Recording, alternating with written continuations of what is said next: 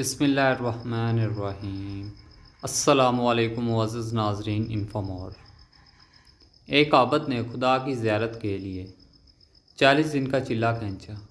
دن کو روزہ رکھتا اور رات کو قیام کرتا تھا۔ اعتکاف کی وجہ سے خدا کی مخلوق سے یکسر کٹا ہوا تھا۔ اس کا سارا وقت آہذاری اور راز و نیاز میں گزرتا تھا۔ 36ویں رات اس عابد نے ایک آواز سنی۔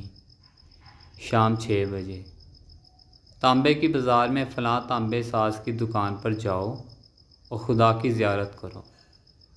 عابد وقت مقرر سے پہلے پہنچ گیا اور مارکیٹ کی گلیوں میں تانبے ساز کی اس دکان کو ڈھونڈنے لگا۔ وہ کہتا ہے، میں نے ایک بوڑھی عورت کو دیکھا جو تانبے کی دیگچی پکڑے ہوئے تھی اور اسے ہر تانبے ساز کو دکھا رہی تھی۔ اسے وہ بیچنا چاہتی تھی۔ وہ جس تانبا ساز کو اپنی دیگچی دکھاتی وہ اسے تول کر کہتا، 4 ریال ملیں گے۔ وہ بڑھیا کہتی، 6 ریال میں بیچوں گی، پر کوئی تانبا ساز اسے 4 ریال سے زیادہ دینے کو تیار نہ تھا۔ آخر کار وہ بڑھیا ایک تانبے ساز کے پاس پہنچی۔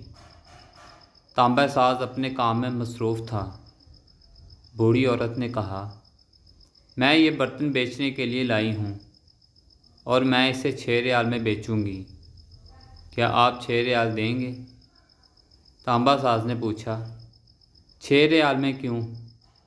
بوڑھی عورت نے دل کی بات بتاتے ہوئے کہا، میرا بیٹا بیمار ہے، ڈاکٹر نے اس کے لیے نسخہ لکھا ہے جس کی قیمت 6 ریال ہے۔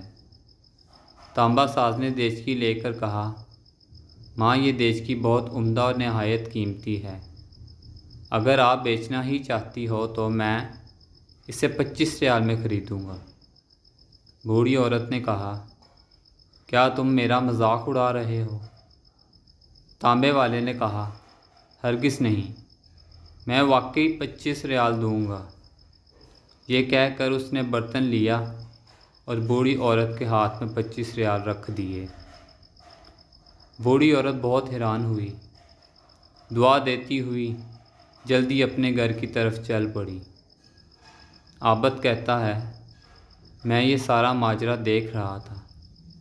جب وہ بوڑھی عورت چلی گئی تو میں نے تانبے کی دکان والے سے پوچھا، چچا لگتا ہے آپ کو کاروبار نہیں آتا۔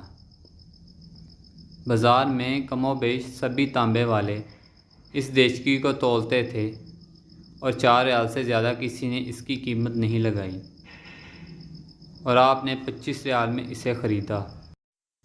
بوڑھے تانبے ساز نے کہا، میں نے برتن نہیں خریدا ہے، میں نے اس کے بچے کا نسخہ خریدنے کے لیے اور 1 ہفتے تک اس کے بچے کی دیکھ بھال کے لیے پیسے دیے ہیں۔